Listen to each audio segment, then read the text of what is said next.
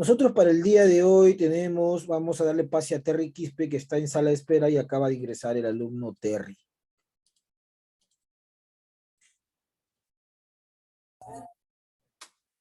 Muy bien, nosotros para el día de hoy tenemos el tema del primer militarismo. Estamos en la semana número 5 de Historia del Perú y nosotros vamos a trabajar en esta sesión de la semana 5 en tercero de secundaria para los alumnos de la institución educativa Jorge Basadre Groman de Puente Piedra, el tema primer militarismo. Este tema va a ser complementado con la lectura que se compartió en la última sesión, ¿no? Es más, el día de ayer también lo envié al grupo de WhatsApp y di las indicaciones. Leer, subrayar las ideas más importantes, encerrar en un círculo, y todo para que hoy día podamos participar y sumar puntos, siempre es importante. ¿Qué lectura, profesor Luis? Esta lectura, ¿ya? Acá está justamente en pantalla Primer Militarismo, y es la lectura que se compartió en el grupo de WhatsApp y se dieron algunas indicaciones. Leer, subrayar, encerrar en círculo palabras que no se entiendan, intentar desarrollar las preguntas para tener mayor posibilidad hoy día de participar y sumar puntos en oral. Bueno, entonces seguimos con la sesión, el primer militarismo, y tenemos el título. ¿Qué es el primer militarismo? Es la pregunta de esta clase. Y nosotros podríamos mencionar algunas de las cosas que también nos ha dicho en la lectura. Pregunta: el primer militarismo es una época que abarca los inicios de la República, es decir, después de la independencia del Perú. La pregunta es, a esta época, ¿con qué nombre se le conoce también según la lectura? Manito levantada, te escucho. A esta época también se le conoce con qué otro nombre según la lectura. A ver, manito levantada. ¿Con qué otro nombre se le conoce a esta época según la lectura? ¿No? Militarismo. Al primer militarismo, ¿con qué otro nombre se le puede conocer o se le conoce en realidad según la lectura? A ver, por ahí, por ahí. Yo sé que tú sabes. ¿Con qué nombre se le conoce según la lectura? ¿Con qué nombre? A ver, a ver, a ver, por ahí. ¿Con qué nombre se le conoce según la lectura? Bueno, al militarismo, primer militarismo, se le conoce también como el militarismo de la victoria, ¿no? ¿Por qué? Porque estos personajes pelearon en la independencia y consiguieron el triunfo contra España. ¿Cuál es el propósito de la clase? Identificar a los primeros caudillos que gobernaron el Perú, ¿ya? Los primeros caudillos, es decir, aquellos que se convirtieron en presidente de nuestro país cuando nuestro país logró su independencia de España. Es decir, vamos a abarcar una época que corresponde a qué siglo. Manito levantada. ¿A qué siglo corresponde la clase del día de hoy? A ver, te escucho. ¿A qué siglo corresponde? ¿Ya? A ver, mano levantada. Según la lectura, ¿a qué siglo corresponde? A ver, por ahí. ¿A qué siglo crees tú que corresponde la clase del día de hoy?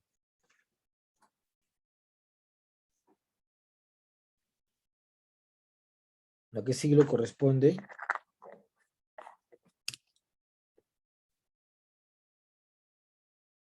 A ver, a ver. Por ahí alguien.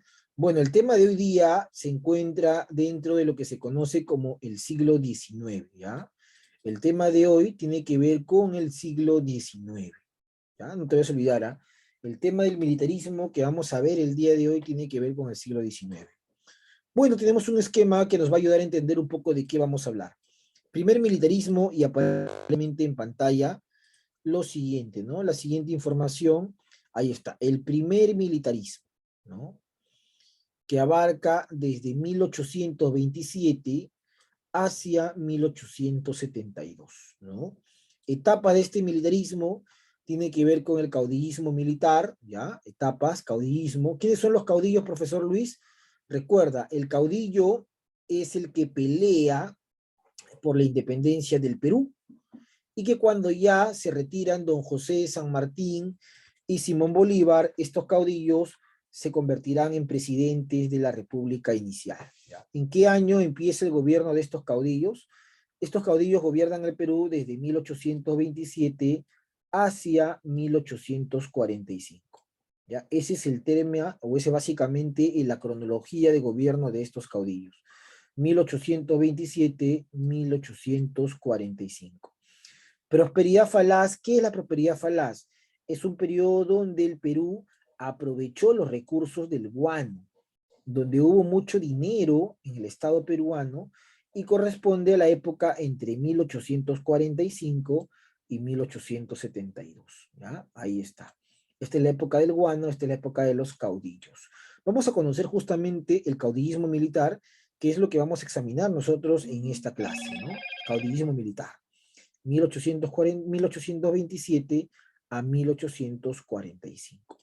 Para lo cual voy a pedir un voluntario para que pueda hacer la lectura. Cualquiera, por favor, rapidísimo, que se quiera ganar un punto en participación de clase. Muy bien, Liliana Juan de Berríos, te escuchamos. Caudillismo. Jefes militares se disputaron el control del Estado. Inestabilidad política. Golpes de Estado. Guerras civiles y cambios constitucionales. Gobierno pendular. Disputa de liberales y conservadores. Únicas fuentes de ingresos. Aduanas y tributos indígenas. Modelos. Librecambismos versus proteccionismo. Mantenimiento del yanaconaje y esclavitud. Principios para definir las fronteras. Utiposidetis y libre determinación de los pueblos. Muy bien, correcto, ahí está, señorita. Entonces vamos a subrayar, muy bien, Liliana Juan de Berríos, algunas palabras importantes de esta lectura, ¿ya? Entonces, profesor, tenemos acá, a ver. Caudillismo militar dice, profesor, que hace equivalencia a que es la época donde los jefes militares. Pregunta, ¿estos jefes militares habían peleado en qué guerra, básicamente? ¿En qué guerra pelearon estos jefes militares? Levanta tu manito. ¿En qué guerra pelearon estos jefes militares?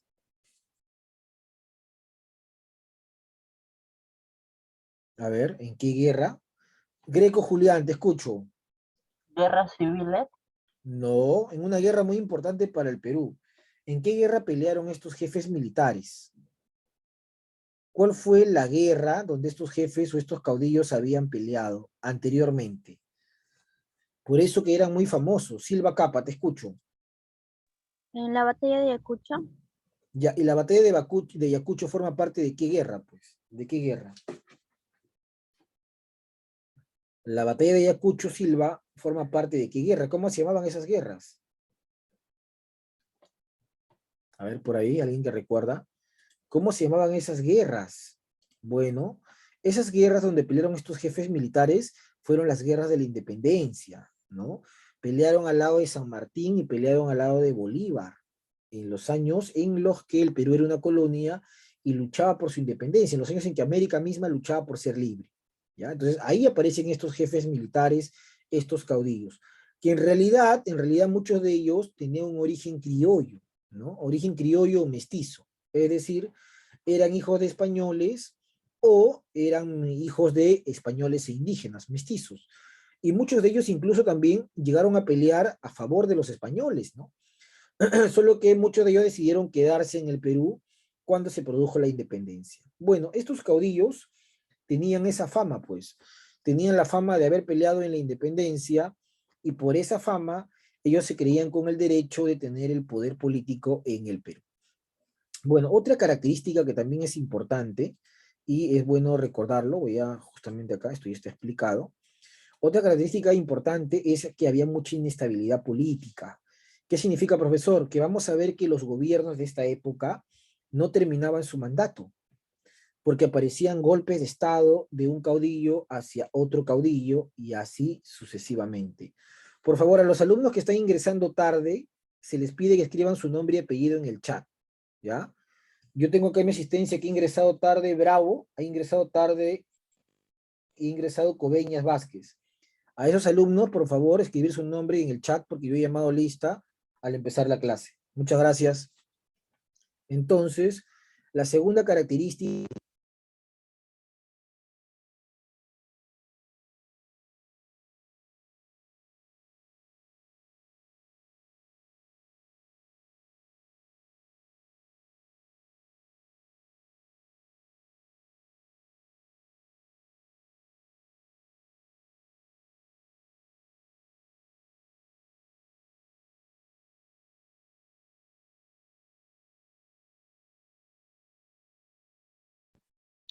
muy bien, entonces tenemos justamente lo que te mencionaba, dice inestabilidad política. ¿Y qué cosa es la inestabilidad política, profesor Luis? Son que estos gobiernos no terminaban su mandato, ¿no? Habían constantemente golpes de Estado, constantemente un caudillo se rebelaba contra el presidente, una época bastante complicada. Entonces, como un caudillo se rebelaba contra el presidente, eso originaba un golpe de Estado. Y si el presidente no quería dejar su cargo, habían guerras civiles, ¿no? Constantemente cada uno que gobernaba quería cambiar las leyes a su favor, ¿no? Entonces, profesor, hay una gran inestabilidad política en estos años. Otra característica importante es la de un gobierno pendular, es decir, en el Perú republicano había constantemente un debate, ¿no? ¿Qué tipo de modelo político debería tener el Perú? ¿Deberíamos ser un Estado liberal o deberíamos ser un Estado conservador? Si decimos un Estado liberal, significa que el poder ejecutivo debería tener mayores atribuciones que el poder legislativo. Eso es un Estado liberal, ¿no? Si decimos un Estado conservador, es a la inversa, ¿no? O sea, había esta disputa de poderes entre el Ejecutivo y el Legislativo, ¿no? Esta disputa que se veía en el Congreso de la República y también en el cargo de presidente, básicamente, ¿no? Liberales y conservadores. Luego, en el tema económico, la situación también era complicada. Esto ya está explicado, esto de acá.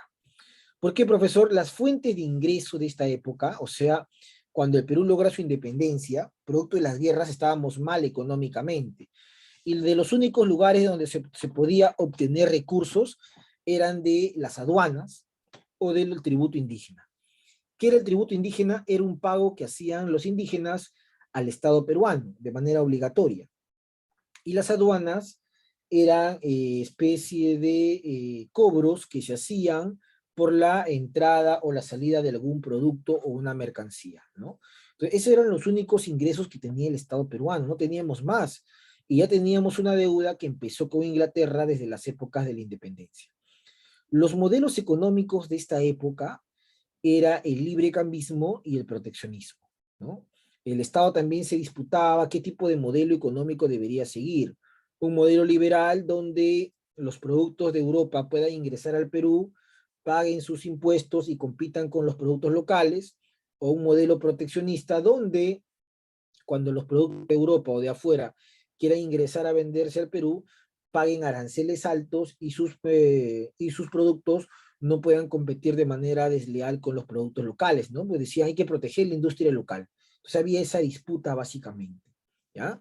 Todavía existían formas de explotación, todavía hay esclavos, si bien San Martín dio una ley, la libertad de vientres, que significaba que todo esclavo que nace o todo negro que nace a partir del 28 de julio ya era libre, pero todavía se mantenía la esclavitud en una gran masa de estos negros que llegaron en la época colonial procedente del África, ¿no? Todavía la libertad no era plena. Y el yanaconaje significa que el indígena todavía seguía trabajando en las haciendas como en la época colonial. No, el indígena tampoco era considerado un ciudadano, ¿no? ¿Qué es un yanacona? El indígena que trabaja en labores de hacienda, ¿no? Haciendas de la costa o haciendas de la sierra, ¿ya? Profesor, ¿qué significa otra característica? Mira, si tú ves el mapa, en el Perú de la República era mucho más grande que el mapa del Perú actualmente, ¿no? Entonces, la forma como se definieron las fronteras en esta época era en base a dos principios: el uti possidetis y la libre determinación. ¿Qué significa la libre determinación? Hay que pedirle o hay que darle la voluntad al pueblo que elija, pues. El pueblo a dónde quiere pertenecer, ¿no? Al Perú o a otro país de repente. Por ejemplo, había un problema con Guayaquil, ¿no? Guayaquil, ¿dónde se quedaría? ¿En el Perú o en Ecuador? Había un problema con Jaén y Maynas, ¿no? Jaén, Cajamarca, Maynas, la Selva, Tumbes también, ¿dónde pertenecería, ¿no? Al final, Tumbes, Jaén y Maynas se quedó en el Perú, pero el Perú perdió Guayaquil, por ejemplo. ¿No? ¿Qué es el uti possidetis? Lo que tú tienes en tu frontera, vas a seguir teniendo, ¿no? En la República, ¿no? Como era tu país en la colonia, seguirá siendo en la República, uti possidetis. Y libre determinación, la voluntad del pueblo, ¿no? ¿A dónde quiere irse el pueblo a dónde o a qué república quiere pertenecer? Entonces hubieron tres lugares que quedaron en esa órbita. Guayaquil, que al final terminó en Ecuador, y Tumbes, Jaén y Maynas, que al final terminó en Perú. Pero si tú te percatas, perdimos también mucho territorio en la selva peruana. Mira. Perdimos esta parte, ¿no? Perdimos abundante territorio tanto en la selva como también en el norte del Perú incluso, ¿ya? Tanto en la parte del norte como en la parte sur también en la actualidad. Muy bien, entonces, a ver en el chat. Muy bien, Bravo, muy bien, Coveñas, muy bien, Thierry. El alumno Efio que acaba de ingresar, también por favor escribir su nombre y apellido completo en el chat, porque, repito, es importante que ustedes puedan identificarse, sobre todo en su asistencia para evitar inconvenientes. Fabricio Efio, si me está escuchando, escribir su nombre y apellido completo en el chat, por favor. Muy bien, entonces estas serían las primeras características que había leído su compañera Liliana Juan de Berríos al inicio de la clase, ¿no? Y la gran mayoría de estos se encuentran en la lectura. Nosotros hemos compartido justamente, acá voy a volver otra vez para los que recién han ingresado, esta lectura en el grupo de WhatsApp. La indicación era que tú leas, subrayes las ideas principales que hoy día se iban a terminar de ver en clase, ¿no? Y nos iba a ayudar a que tú puedas participar. Pero si no has leído, ahí va a haber un poco de problema. ¿Ya? Muy bien, Liliana, por la lectura al inicio de la clase. Vamos a seguir por acá y vamos a conocer a los presidentes de este periodo. ¿Quiénes fueron los presidentes de este periodo, profesor? ¿No? Los primeros gobiernos, ¿ya? Ahí está. Entonces, ¿quiénes son esos primeros caudillos que van a gobernar el Perú? Bueno, vamos a conocerlos. Entonces tenemos por acá uno, José de la Mar, 1827 a 1829, ¿no? Si te percatas, la Mar solamente gobernó el Perú 2 años, ¿no? Y uno se pregunta, ¿por qué tan poquito tiempo? Bueno, vamos a ver por qué gobernó tan poco tiempo. Un voluntario para que lea, por favor, cualquiera. ¿Ya? Manito levantada, un voluntario o voluntaria para que lea esa primera parte de la lectura, ¿no? Del texto. Silva Capa, te escuchamos. Aplicó medidas proteccionistas en el mercado local. Promulgó la Constitución Liberal de 1828. Parlamentarismo. Ocupación de Bolivia y la guerra contra la Gran Colombia. Muy bien, José ahí de la Mar. está. Ahí nomás, Silva, muy bien, la mar, punto. Entonces, profesor, acá está justamente la imagen de la mar, y si tú te percatas en esta imagen del Museo Nacional de Antropología, era un presidente militar, pues, ¿no? Tiene los galones como presidente militar que fue, además él había peleado en la independencia del Perú. Bueno, aplicó su gobierno o fue un presidente elegido por el Congreso de la República después de que Bolívar se retiró del Perú. Recuerda que Bolívar, después de la batalla de Ayacucho, tenía poder en el Perú. Bolívar se retira a ver sus asuntos en la Gran Colombia y el Congreso peruano decide elegir a José Lamar como presidente en esta época. Bueno, Lamar como presidente aplica medidas proteccionistas, ¿no? ¿Qué significa medidas proteccionistas, profesor Luis? Lamar busca proteger la industria nacional, ¿no? Que si un producto europeo o norteamericano ingresara al Perú y quisiera venderse, tenía que pagar impuestos elevados para que de esa manera no compita con los productos locales. Ese tipo de política se llama proteccionista. Busca proteger los comercios o las pequeñas industrias que había en nuestro país. Algo importante de Lamar es que durante su gobierno se promulga la Constitución Liberal, ¿no? De 1828. ¿Qué significa una Constitución liberal? Donde las ideas que se adoptaban tenían que ver con la igualdad, el respeto a la propiedad, el respeto, profesor, también a la vida, y donde lo más importante era que el poder ejecutivo, ¿no?, estaría sometido al Congreso. ¿Ya? En una constitución liberal, quien tiene mayor poder es el Congreso de la República. Por eso acá dice parlamentarismo, ¿no? Los legisladores, los congresistas eran sumamente fuertes en comparación con el presidente. De esa manera se evitaría además que el presidente pueda tomar todas las medidas que él quiera, ¿no? Entonces es una constitución liberal donde el poder legislativo, el Congreso de la República, era un poco más poderoso a nivel de política que el poder ejecutivo. Durante el gobierno de Lamar estalla la primera guerra en la historia republicana. Si a ti te preguntan con quién fue nuestra primera guerra, fue con la Gran Colombia, ¿ya? ¿Y por qué estalló esta guerra, profesor Luis? Esta guerra tiene sus orígenes en las ideas de Bolívar. Tú recordarás que Bolívar quería o quiso básicamente desarrollar un proyecto, ¿no? La Federación de los Andes, un proyecto que incluía a la Gran Colombia, a Perú y a Bolivia. Bueno, Bolívar ya no estaba en el Perú, estaba en la Gran Colombia, pero en Bolivia gobernaba Sucre, su general, ¿no? Entonces la idea era que en algún momento se unan estos estados.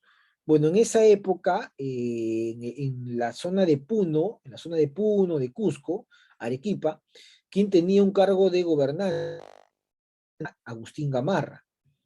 Gamarra era un mestizo que tenía la idea de que el Perú no debería tener influencia extranjera. Así que Gamarra decide apoyar a los bolivianos para que los bolivianos expulsen a Sucre, ¿no? Entonces, ¿qué hace el profesor Gamarra? Gamarra invade Bolivia, apoya a las poblaciones locales, expulsan a Sucre y Sucre se va a la Gran Colombia, donde Sucre le comenta a Bolívar que los peruanos invadieron Bolivia, lo expulsaron y eso enoja a Bolívar. Por lo tanto, Bolívar le va a reclamar al Estado peruano dos cosas. Uno, la deuda que tenía el Perú con Bolívar y con la corriente libertadora del norte por la independencia, y número dos, la situación y posesión de Guayaquil. Esto desencadenó la primera guerra que va a haber el Perú en su vida republicana, ¿no? Bolívar reclamaba la deuda que le tenían, reclamaba Guayaquil, reclamaba Tumbes, Jaén y Maynas, territorios para la Gran Colombia, y se inicia la guerra, ¿no? Este enfrentamiento que es nuestro primer conflicto armado, básicamente nuestra etapa republicana. En esa guerra participó, por ejemplo, el almirante Jorge Guise, ¿no? Eso lo voy a poner por acá. Ahora vamos a hacer justamente un Word, vamos a compartir un Word para que se pueda explicar. Voy a abrir justamente un Word. Ahí está, ¿ya? Entonces vamos a ponerle acá, vamos a ponerle, ahí está, cerrar. Y vamos a ponerle acá la guerra con la Gran Colombia, un poco para poder explicar esa parte. Guerra con la Gran Colombia, ¿ya? Con la Gran Colombia. Ahí está, ¿no? Entonces, ¿cuál fue el pretexto de la guerra? El pretexto de la guerra va a ser, ¿qué cosa? La invasión de Gamarra a Bolivia, ¿ya? Ahí está, pretexto de la guerra. ¿Cuáles son las causas verdaderas, ¿no? Causa número uno, la deuda que tenía el Perú con Bolívar, ¿no? Con Simón Bolívar. Deuda que vino ¿de dónde? De la independencia, pues Bolívar vino con sus soldados, peleó y nunca se le pagó. Y la otra era la situación de Guayaquil, Tumbes, Jaén, Cajamarca y Maynas, ¿no? ¿Quién se quedaría con esos territorios? Bueno, ahí están el pretexto, las causas y el desarrollo de la guerra lo podemos dividir nosotros, desarrollo, en dos campañas, ¿no? Una por el mar, campaña marítima, ¿ya? Se enfrentaron por el mar, y otra en la tierra, ¿ya? Ahí está. Campaña marítima, hubieron dos combates.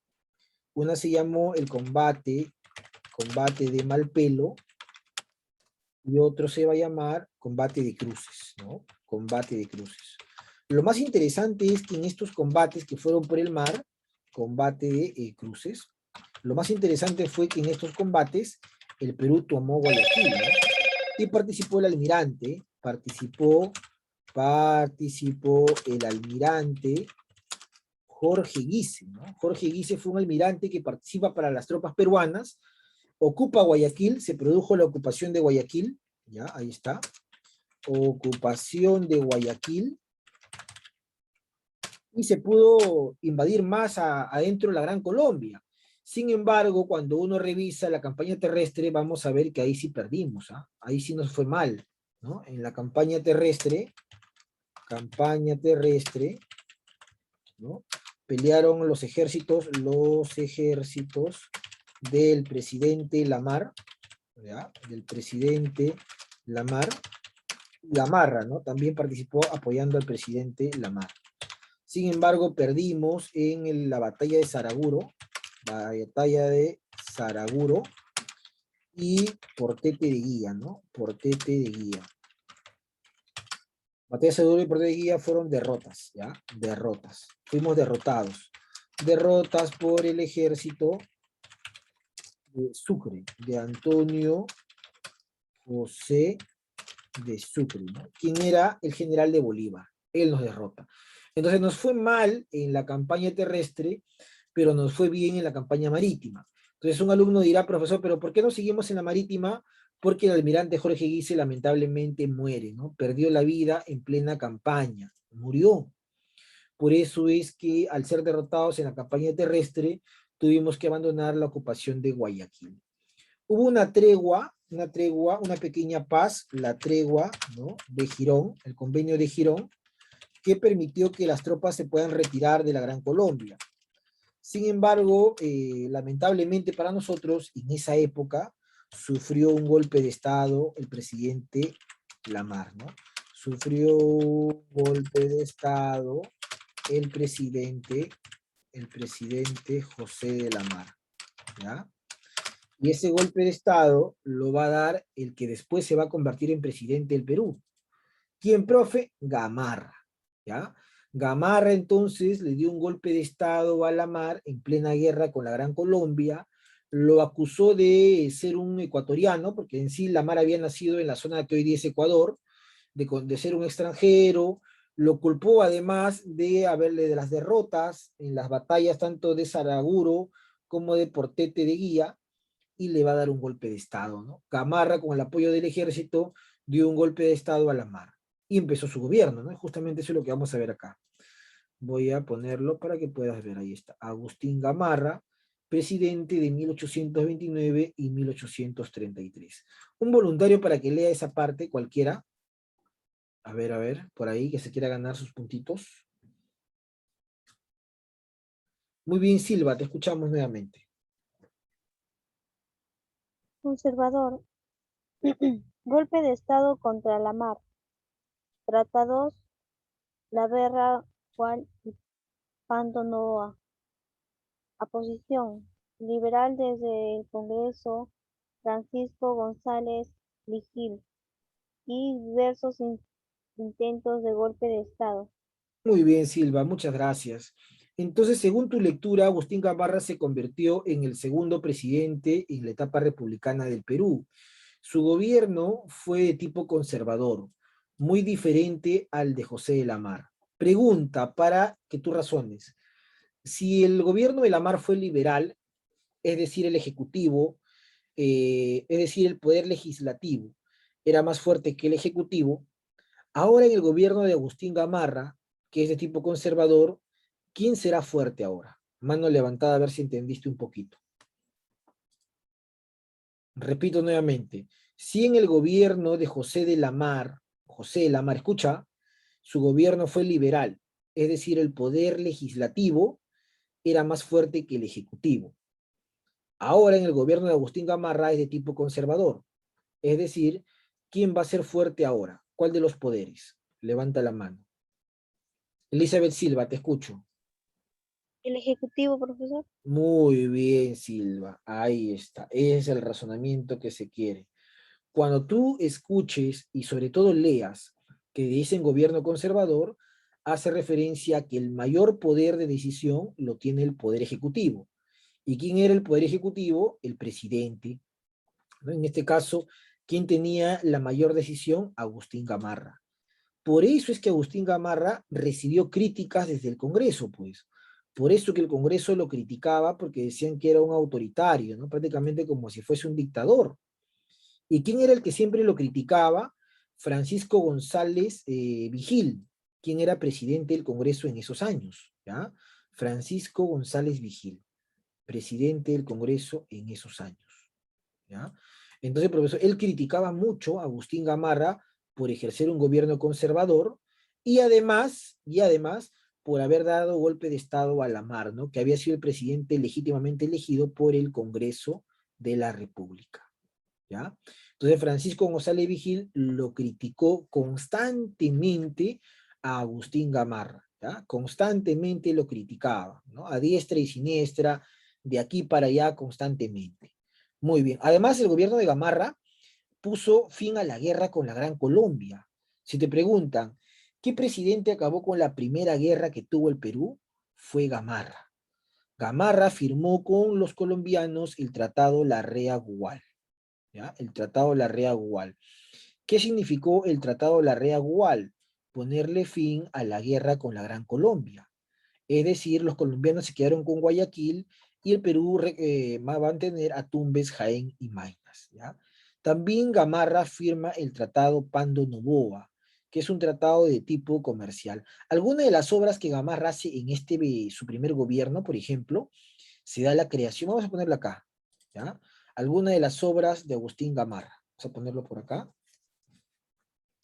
Obras de Agustín Gamarra, ¿ya? Algunas de las obras de Agustín Gamarra, por ejemplo, son la creación de un departamento. Pregunta, mano levantada. Creación del departamento.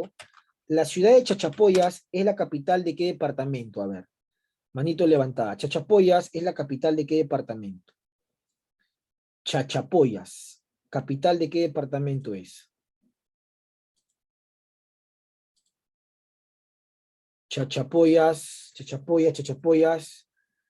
Te escucho, mano levantada, no es algo complicado.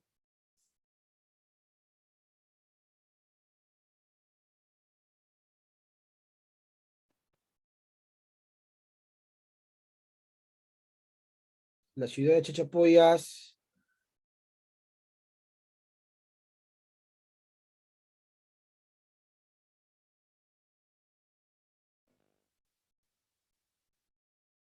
¿Es la capital de qué departamento?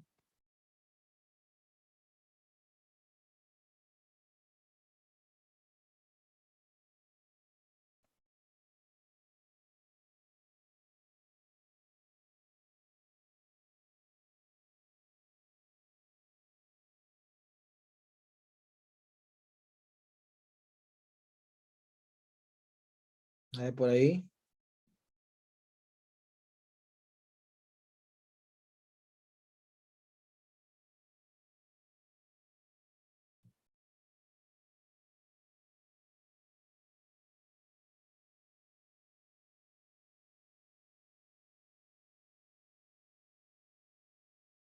Te escucho, Greco Julián, adelante.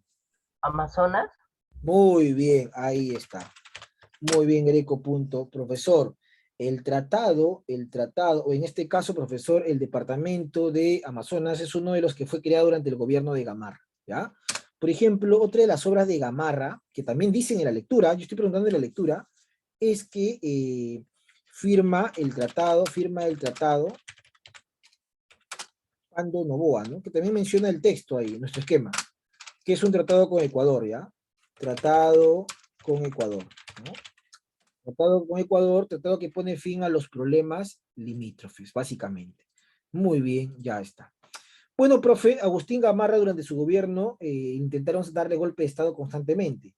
Se habla que tuvo 14 intentos de golpe de Estado, pero todos pudo solucionarlo por la participación de su esposa, ¿no? De su esposa que era conocida como la Mariscala, Francisca Zubiaga, ¿no? La Mariscala, básicamente, ¿ya? Muy bien, y luego tenemos el gobierno de Luis José de Orbegoz, un voluntario para que lea fuerte y claro.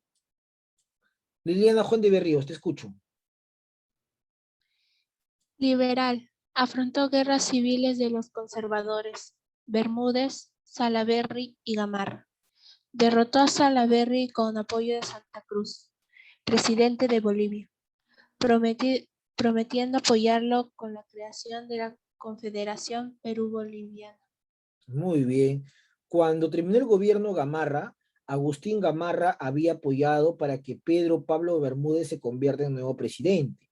Sin embargo, el Congreso terminó por elegir a Orbegoso, ¿no? Que era un liberal totalmente opuesto a lo que era Gamarra. Entonces Gamarra con Bermúdez van a intentar sacar del poder a Orbegoso.